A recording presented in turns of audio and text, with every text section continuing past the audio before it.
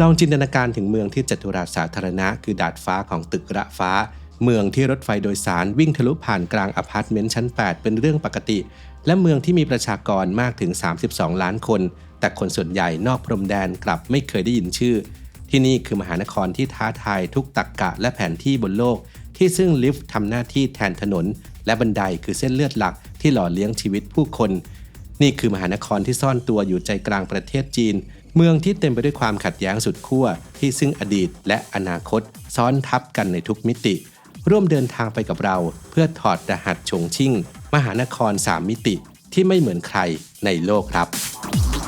หลายคนอาจเข้าใจว่าอาหารเสริมควรจะเห็นผลเร็วเหมือนกาแฟที่เมื่อดื่มแล้วทำให้ตื่นตัวแต่ความจริงร่างกายต้องใช้เวลา 1-6 เดือนในการสะสมสาร DHA และ EPA เพื่อการเปลี่ยนแปลงที่ชัดเจนต่อสมองและอารมณ์การเลือกผลิตภัณฑ์คุณภาพสูงจึงมีความสำคัญอย่างยิ่งผมจึงเลือก Clarity Omega 3 Norway Ultra Astaxanthin และนี่เป็นคำตอบสำหรับผู้ที่มองหาน้ำมันปลาเกรดพรีเมียมคลิกลิงก์ใต้คลิปเพื่อสั่งซื้อหรือดูรายละเอียดเพิ่มเติมได้เลยครับ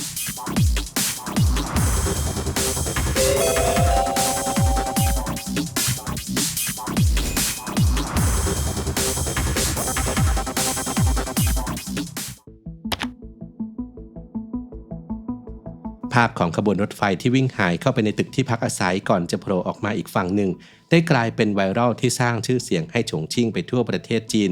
ปรากฏการณ์นี้โด่งดังขึ้นมาผ่านโลกโซเชียลทำให้ผู้คนหลายพันคนต่อวันหลั่งไหลมายังจุดนี้เพื่อถ่ายรูปและวิดีโอในช่วงแรกนักท่องเที่ยวต่างยืนกันเต็มถนนเพื่อแงนหน้าเก็บภาพจนรัฐบาลท้องถิ่นต้องเข้ามาสร้างจุดชมวิวโดยเฉพาะให้เพื่อความปลอดภัย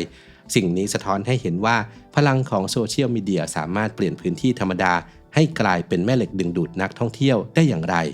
ความน่าประหลาดใจของฉงชิ่งไม่ได้หยุดอยู่แค่นั้นลองนึกภาพการเดินเล่นในจัตุรัสกลางเมืองที่คึกคักแต่เมื่อเดินไปจนถึงสุดทางกลับพบว่าตัวเองกำลังยืนอยู่บนขอบดาดฟ้าของอาคารสูงเบื้องล่างคือถนนอีกเส้นที่เต็มไปด้วยรถราและผู้คน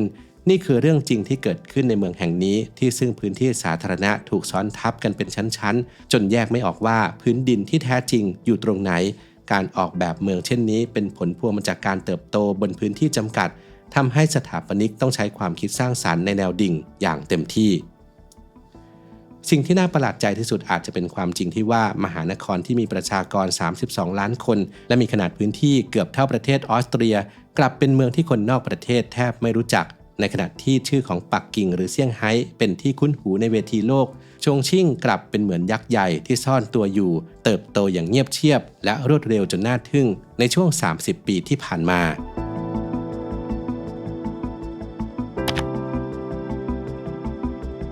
หัวใจของความพิเศษทั้งหมดในฉงชิ่งเริ่มต้นจากคำจำกัดความง่ายๆนั่นคือเมืองภูเขาภูมิประเทศที่เต็มไปด้วยเนินเขาและหุบเหวบีบบังคับให้เมืองต้องขยายตัวในแนวตั้งแทนที่จะเป็นแนวราบก่อเกิดเป็นสิ่งที่เรียกว่าเมือง3มิติหรือเมืองซ้อนเมืองที่ซึ่งตึกระฟ้าไม่ได้เป็นเพียงอาคารแต่เป็นส่วนหนึ่งของภูมิประเทศใหม่ที่มนุษย์สร้างขึ้นกลายเป็นป่าคอนกรีตที่ผุดขึ้นมาในเวลาเพียง 7-8 ปี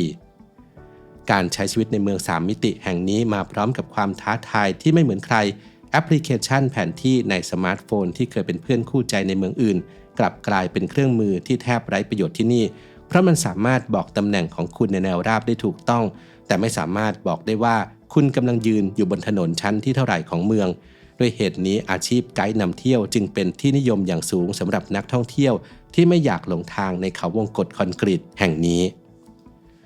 ตัวอย่างที่ชัดเจนที่สุดของความเป็นเมือง3มิติคือการมีลิฟต์ที่ทำหน้าที่เชื่อมระหว่างถนน2เส้นคุณสามารถเดินออกจากถนนเส้นหนึ่งเข้าไปในลิฟต์กดลงไป22ชั้นและเมื่อประตูเปิดออกคุณก็จะพบว่าตัวเองกำลังยืนอยู่บนถนนอีกเส้นไม่เพียงเท่านั้นแม้แต่สถานที่บริการน้ำมันก็ยังมีหลายชั้นความซับซ้อนเหล่านี้ทำให้ฉงชิ่งเป็นเมืองที่เต็มไปด้วยความลับและทางลัดซึ่งบันไดจำนวนมหาศาลก็คือหนึ่งในนั้นสำหรับคนท้องถิ่นที่คุ้นเคยเส้นทางบันไดเหล่านี้ไม่ใช่แค่วิธีการเดินทางขึ้นลงแต่เป็นทางลัดที่ช่วยประหยัดเวลาในการฝ่าฟันความซับซ้อนของใจกลางเมือง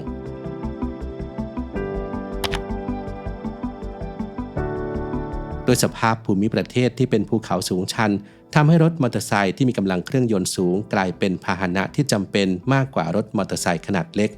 สิ่งนี้ส่งผลให้ฉงชิ่งกลายเป็นเมืองหลวงแห่งมอเตอร์ไซค์และเป็นที่ตั้งของโรงงานผู้ผลิตรถจักรยานยนต์จำนวนมากมอเตอร์ไซค์ไม่ได้เป็นเพียงยานพาหนะแต่ยังเป็นสัญลักษณ์ของอิสระและเป็นเครื่องมือที่ช่วยให้ผู้คนสามารถเอาชนะความท้าทายของเมืองนี้ได้ในอีกมุมหนึ่งของเมืองเราจะพบกับอาชีพเก่าแก่ที่ถือกำเนิดขึ้นจากสภาพภูมิประเทศโดยแท้นั่นคืออาชีพปั้งชื่อนี้มาจากเสียงของไม้ไผ่ที่พวกเขาใช้เป็นเครื่องมือหาเลี้ยงชีพคนเหล่านี้รับจ้างแบกสัมภาระหนักๆขึ้นลงบันไดที่ยาวและสูงชัน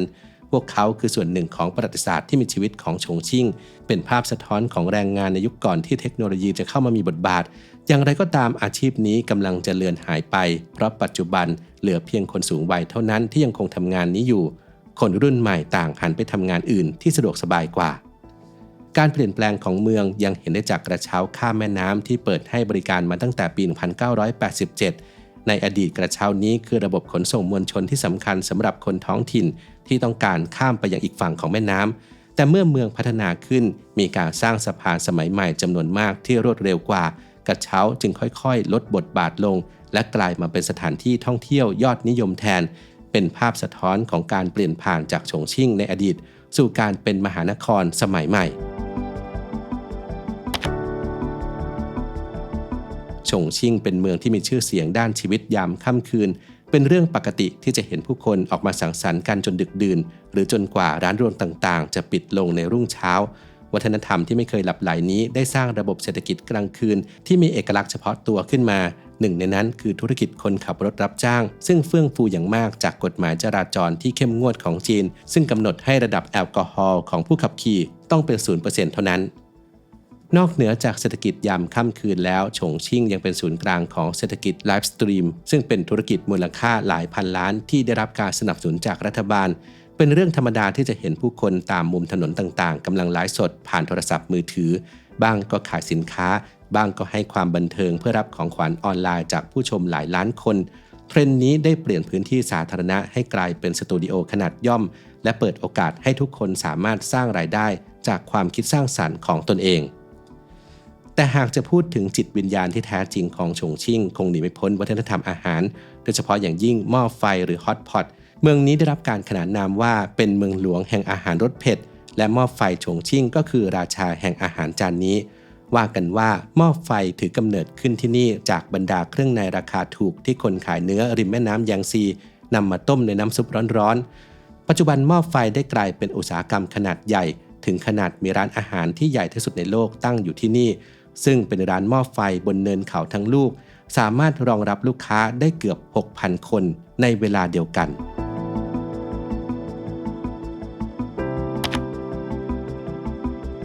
ความเปลี่ยนแปลงอย่างรวดเร็วคืออีกหนึ่งนิยามของฉงชิ่งภาพถ่ายในอดีตแทบไม่เหลือเขาเดิมของเมืองในปัจจุบัน